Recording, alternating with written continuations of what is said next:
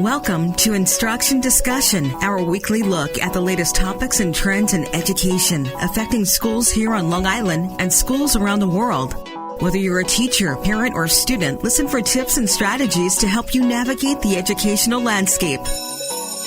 There's a bell. It's time to start today's Instruction Discussion on the voice of Nassau Community College, 90.3 WHPC. Hello, I'm Kevin Boston Hill, and welcome to Instruction Discussion, where each week we will examine a recent trend or development in education and its impact on Long Island. In our educational system, we place a great deal of focus, and rightfully so, on how to improve student learning outcomes. We often forget that sometimes we need to improve teacher practice in order to improve those outcomes. Also consider the shortage of qualified teachers in many school districts. These are individuals who may be coming from other professions, have just graduated from their undergraduate or even graduate school teaching programs, or are otherwise inexperienced as classroom teachers. How are they to gain experience needed to support our students? Enter instructional coaches. Their job is to provide teachers with additional strategies to improve their pedagogy, adding arrows to their quivers, if you will. The teacher-coach relationship, as one might imagine, is an interesting dynamic. At the beginning, a tenuous dance takes place as trust is built. As the relationship builds, the teacher makes tremendous strides in confidence and ability, and the students ultimately improve. To further discuss the importance of instructional coaches, as well as some strategies used to support teacher success, today we welcome Dr. Joe Lein, instructional coach with Tulsa Public Schools and professor at Johns Hopkins University. Dr. Lein, welcome to Instruction Discussion on 90.3 WHPC. Thank you for having me. It's a conversation that isn't widely held. I think we focus a lot on, again, student outcomes. We really don't focus a lot on how to support teachers, and even though we know that they're the ones who really drive this ship. So I think this will be a really fun conversation to be had, not only from a teacher perspective, but also administrators who support them as well. Absolutely. Let's start off with this, because we know that teachers study for perhaps 4 years in college, and then they have 2 or more years in grad school. Then they put in these countless hours of student teaching and maybe even have some district supplied professional development. So what more do they need to be good teachers? Why is instructional coaching so important? Well, this description of the pathway to being a classroom teacher, I think, is a rarity more than it is the rule these days. In fact, in the state of Oklahoma, where I live, only 1 in 4 new teachers have a background in teaching, which means that 3 out of 4 new classroom teachers are coming from other professions or did not study it in college and are alternatively certified, which means that not only are they learning how to do this really complex profession of teaching, but they're also having to cram 4 years of university preparation on the job. It's like building a ship while flying it. But it's also a misconception that just because you went to school for it, that you actually know how to do it, because we are teaching really, really complex humans, right? We're working with complex humans who have complex lives, and our teachers have their own complex lives. And it's a lot of complexity that we need to make sense of. And that's where coaches really come in to help prioritize and make sense of all of that complexity and make it manageable to do this really difficult job. Yeah, and I know that usually the teacher preparation programs that are out there, there's a lot of theory that's involved. So they hear the theories of all these great educational thinkers and the names in education and so forth.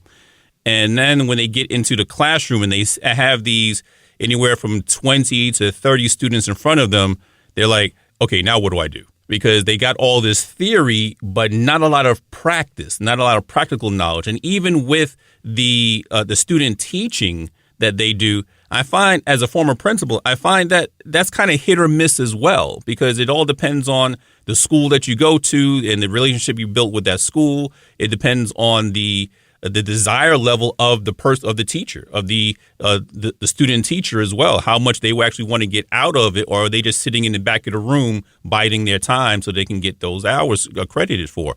So there's a lot that goes into just the teacher preparation piece that might be lacking a little bit when we start thinking about, okay, now that you have your classroom, where do you go from here?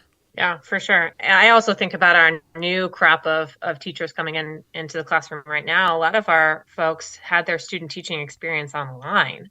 I mean, how do you go from teaching in a virtual environment to all of a sudden being in front of kids who have experienced a lot in the last couple of years and expect them to be able to manage that transition effectively when they haven't actually even had a student teaching experience, even if they have on paper have had a student teaching experience. Right. I think, again, that's another piece of it that we don't pay that much attention to. We pay attention to or focus a lot on the impact on students and how many of them in the last couple of years hadn't been in a physical classroom setting. So what is that going to do for them? And we already find now the studies are showing that they're falling back at least a year and a half to sometimes 3 years behind where they should be because of that gap. But we don't focus on the teacher preparation and the impact it has on being able to teach students as well, because a virtual student is a lot different than a physical student. It sure is. We know that many teachers in many school districts around the country receive mentors in their first year, whether it's their first year coming right out of a teacher preparation program or an alternative certification program. But what is, in your estimation, what's the difference between a coach and a mentor? Well, mentors serve a really important purpose, which is really providing some of those logistical things that teachers need, like where is the copy machine? How do I do time off requests? I shouldn't have said that to that person because they're the one who has the principal's ear, right? They're the one who understands the power dynamics in the school, who the key players are, what time to stay out of the teacher's lounge, all of those unwritten rules that happen in a school. Unfortunately, they often do not have capacity to really help a new teacher instructionally. And we know that generally, and I think this is true of any human psychology or any profession, that people leave the jobs that they don't feel successful at doing. And so if you feel really great with your colleagues and you have good friends around and all of those things, but you are getting your butt handed to you by a bunch of third graders, it doesn't matter how supportive your mentor is. You need to have a coach that really helps you figure out how to do the instructional part of your job successfully, because it does not feel good to go home defeated every day. And I think that's really where a coach really needs to step up, is on the instructional side. And is there a certain amount of, or a specific amount of time that needs to be spent with between the coach and the teacher? Is there a minimum amount of time they should meet per week, or a maximum amount of time? What's a workable range that can be worked out? Yeah, ideally, a coach would meet with a beginning teacher. These are people that are high potential, low skill people, which are often beginning teachers. It doesn't have to be, but they would see them once a week. So they would have an observation ranging between 15 to 30 minutes. Then the coach would need to prepare a really effective coaching conversation, which often takes a lot of preparation because they have to dig into standards and they have to look at lesson plans, all those things. And then they'd have about a 30-minute coaching conversation every week. And that's a minimum. So for people who are really in the struggle, which often beginning teachers are, it could be even more than that, 2-3 times a week. Often coaching programs that exist in the state say, we'll see you once a month. It does not work. We need the consistency, and we need presence in the classroom to really understand progress for that beginning teacher. And I can give you a specific example, right? A teacher that I was working with had a do now, a bell work that was about 13 minutes long one week. And we worked on some other things related to his directions and whatnot. And the next week I came back and it was 6 minutes long. And so although we were not working on that specific part of his class, I was able to celebrate that progress because I was in that classroom so often that I had this evidence from this week to this week. Here was the progress. So even though, it was still a mess, the class was still a nightmare. We were able to celebrate even that small win that he felt so accomplished that he kept going. He persevered even though he wanted to quit every single day. And that presence and celebrating that progress really kept him going. And I think that's a very important piece you just raised, because I know, and I'm sure a lot of first year teachers can attest to this as well. I know my first year, I was just like that. I quit every Friday, but I came back every Monday, right? So that type of thing. But and then when you talk about the 13-minute do now, it's like I used to call it the do forever instead of a do now. It just extended the length, extended the entire length of the period sometimes. So yeah, to get them to just to cut that in half, what is remarkable, because now he can see, okay, now I do have time to do other things in the class. I can get into the nitty gritty of the lesson as opposed to losing time later on or running out of time because I spent so much on a do now that may or may not be connected to what the lesson is supposed to be, the objective for the day. Yeah, for sure. And he fortunately did not quit at the end of the year and is doing much better in his second year. So that's a good progress. Excellent. Now, I know that the field of education has borrowed a few strategies from the medical industry, from medical school. One idea being that of doing instructional rounds, where a group of teachers kind of travel together to observe practice and report on what they've observed. So in your estimation, how effective can this practice be for the individual teacher improvement? It can be effective if it's facilitated effectively. And I'll give you one example. Mm-hmm. My first year of teaching, I was a mess. I mean, I think most beginning teachers can say that they were a mess. I taught sixth grade in Arizona, and my principal said to me, "Joe, you need to work on your classroom management." I was like, "Yeah, no kidding. Have you seen this mess?" "For sure." So she had me go and observe another teacher, and she said, she's gonna help you figure this out. She's gonna help you figure it out. So I observed her classroom for a while, and I just sat there and I was like, "She's magical. She's magical. They do everything she's expecting them to do. She's a magical human. I will never be that person. I might as well throw it in now. My teaching education career is over. The end." So I left more defeated than inspired. And then when my principal asked me, "Hey, what did you learn from her?" And I said, "Well, she had a really cool poster on the wall." That was my reflection. One, that's so embarrassing years later, now that I reflect on that experience. But I had no words to describe how I actually felt, which was absolute defeat. So I tried to find something to tell my principal, because she let me out of class for a while, and I said the poster. So if it's facilitated effectively and that there's a coach there to help someone process even the smallest moves, right? Hey, did you see where the teacher stood when she gave those directions? Notice where she was standing. Notice her body positioning. Hey, what did she do right after she gave those directions? Yes, that's exactly what she did, right? So if you can actually break down the small micro skills that teachers are doing, instead of saying that person's magical, I'll never be that person, then it could be really effective. But it has to be facilitated in a way that people don't leave feeling like they are trash. And it seems that there was another step that was missing, like you said there, as far as the facilitation from the principal's point of view as well. Or maybe the principal needed to have capacity on what the look for is supposed to be, so that he or she can give that to you, so that you'll know what to look for. Because I think just to throw you into a classroom and say, "Okay, take a look and tell me what you see," as a first year teacher, you don't know what to look for.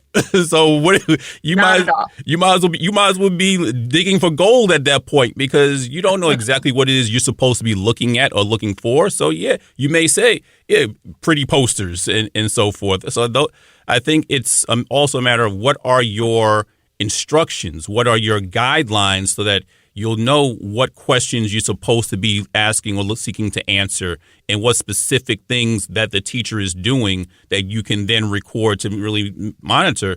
Because, yeah, as a first-year teacher, you're going to go in there and say, oh, my God, this is such a veteran teacher. She's perfect. I'm not going to get there. And then you may feel more, as you said, you feel more defeated than when you first walked in. I think the other thing that often, learning walks miss the mark on is that we're looking a lot at student engagement and classroom management and less on content. And content really is often a driver of culture in a classroom. And often we kind of have this false dichotomy that it's either culture or content. And actually content drives culture in a lot of ways. And learning walks often are just focused on like numbers and kids' engagement and hands up and things like that, when we're not actually looking at like depth of knowledge and rigor and student outputs. And the content really needs to be more of a focus, I think, in a lot of development for coaches and for teachers. You are listening to Instruction Discussion on the voice of Nassau Community College, 90.3 WHPC. My name is Kevin Boston Hill, and our guest today is Dr. Joe Lein, instructional coach with Tulsa Public Schools and professor at Johns Hopkins University. Let's get into a little bit about this one particular strategy that I find very intriguing, and that is this fishbowl strategy, fishbowl feedback.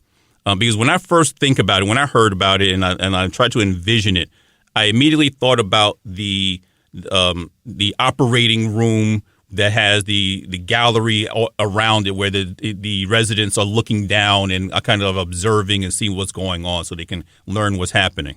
So how close to that image is this is fishbowl feedback, and who does it support? Yeah, in fact, at one school, we actually did almost that. We had a coach and a teacher sitting in one room behind one of those one-way mirrors. So all the other coaches sat on the other side while we were watching the conversation. So as far as they were concerned, it was just the coach and the teacher in the room, and all the rest of us were sitting on the other side watching the whole thing, and they couldn't see us at all. So it was very much like that almost like an interrogation room situation. But the fishbowl coaching is really designed to develop the capacity of the coach. Often we focus again on student outcomes, as we should, and then we focus on teacher development, but often we don't focus on coach development. Because not all coaching is created equal, right? So, you have the person that thinks that their entire job is to bring teachers to happy hour and help them, deal with their emotions. And then you have those who are like, get it done and meet the deadlines kind of coaches. And there's a little bit in between. So you mean that just because I have 25, 30 years of teaching experience, I'm not going to be a good coach? That doesn't make me a good coach automatically?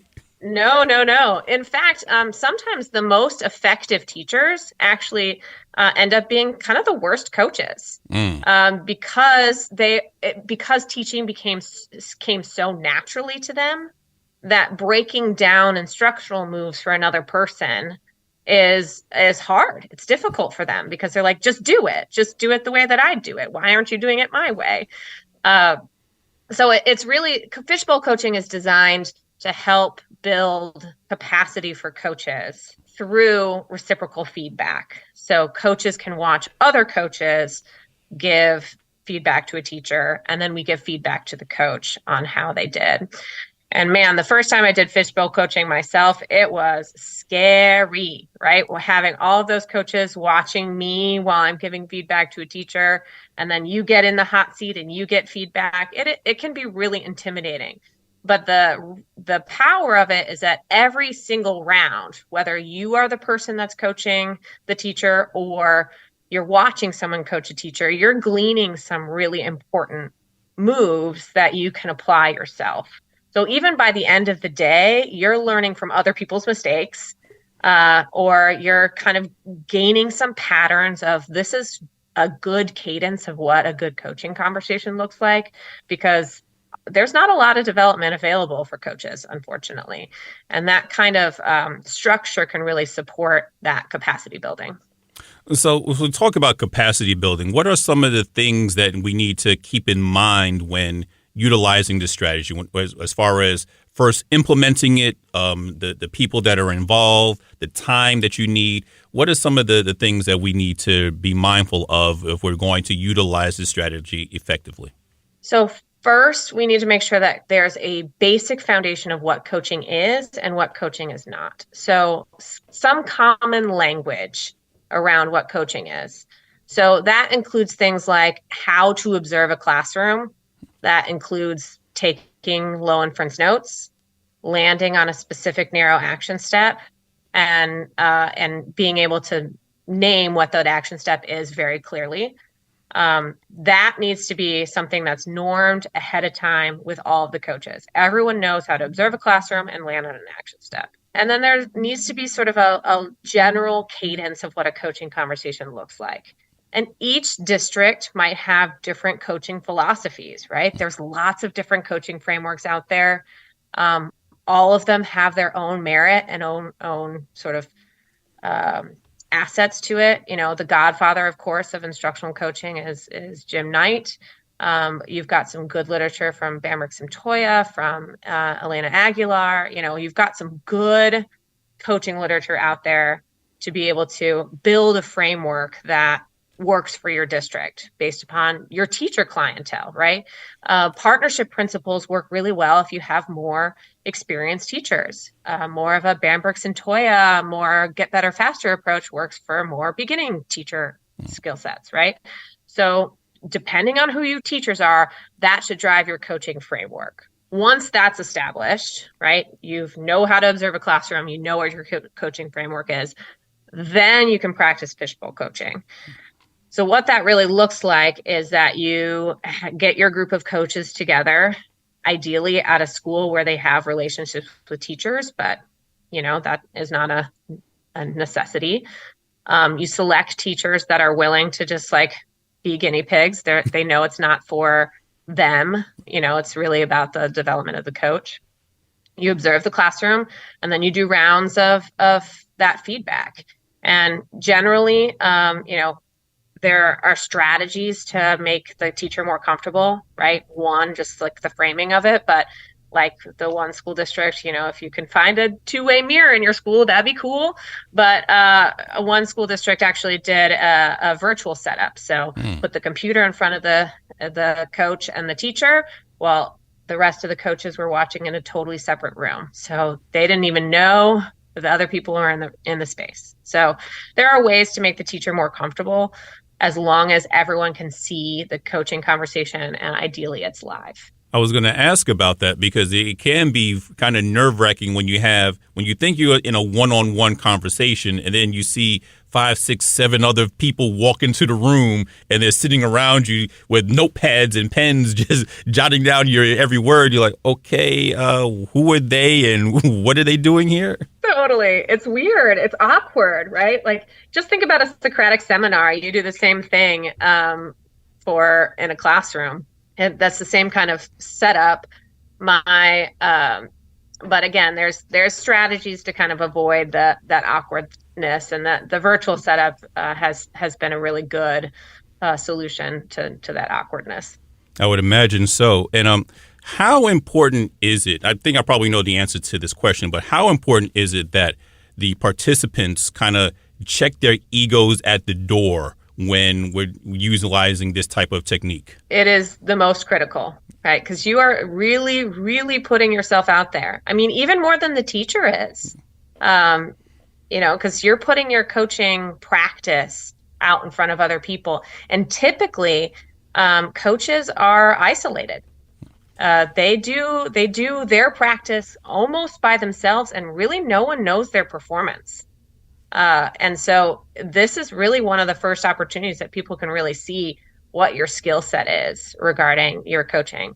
My Fishbowl coaching, I will never forget this. My coach, after I finished my coaching conversation, said to me, "Joe, did you enable students in the classroom, with their behavior?" I said, "Oh yeah, totally. I was so bad at classroom management. I enabled them so badly." She goes, "Yeah, you do that with adults too." And I will never forget this moment because I was one, embarrassed, right? Because she said that in front of all of the other coaches. But the way that she delivered it was perfect because I never forgot it. And two, I was able to pinpoint the specific moment in which I enabled the teacher. As I asked a really tough question. I said, "Why didn't you give that consequence to Jose in the classroom?" And then I backpedaled it. And I said, "Oh, the reason I ask is to soften the blow, to make it less awkward." And what was powerful about that feedback that she gave me is that the next coach that went right after me, asked a tough question to the teacher, didn't backpedal. So the coach was able to learn from my mistake, and that teacher was able to reflect in a totally different way because of the thing that I did wrong. And that's why Fishbowl coaching is really powerful for the development of coaches, but also for teachers as well. Yeah, I see. And it is not just the teacher coach that's being observed. Like you said, it's for everybody in that room, all the other coaches as well, because they're sitting there listening and watching, and they're going to, why not benefit from those same suggestions that are being given? Just like when you're in a classroom, when you're telling something to one student, how many times do you tell it to the entire class because you want everybody to benefit, even though it was one student who made the mistake, everybody can benefit from that so that no one else makes that same mistake going forward. Exactly. Yeah. Just the power of collective feedback. And how soon after an observation, no matter what the setting is, but how soon should that follow-up take place or that feedback be given? So ideally, in general, I say if you've observed a teacher, you have about 48 hours to have a conversation. Ideally, it's more like 24. On Fishbowl coaching days, we do it that same day, mostly because it is an opportunity for all of the coaches to clear their schedule and be there on the same day. So it's a jam-packed day. We all observe at the same time, do all the preparation, and then it's conversation after conversation until we're too tired to function. If you had to leave our audience with just one final thought about how we can really improve teacher practice or even teacher coaching, what would that thought be? So teacher coaches need training and development just like teachers do. And just because they were an effective teacher does not mean that they're going to be an effective coach. There are specific narrow skills that those folks need, just like a teacher does. Teaching is complex. It's probably one of the most complex professions. And by nature, instructional coaching is also complex, and it needs to be treated with that same level of complexity. We would certainly like to thank our guest today, Dr. Joe Lein, instructional coach with Tulsa Public Schools and professor at Johns Hopkins University, for coming on to our show today. Thank you very much for having me. Once again, my name is Kevin Boston Hill, and thank you all for listening to Instruction Discussion right here on the voice of Nassau Community College, 90.3 WHPC.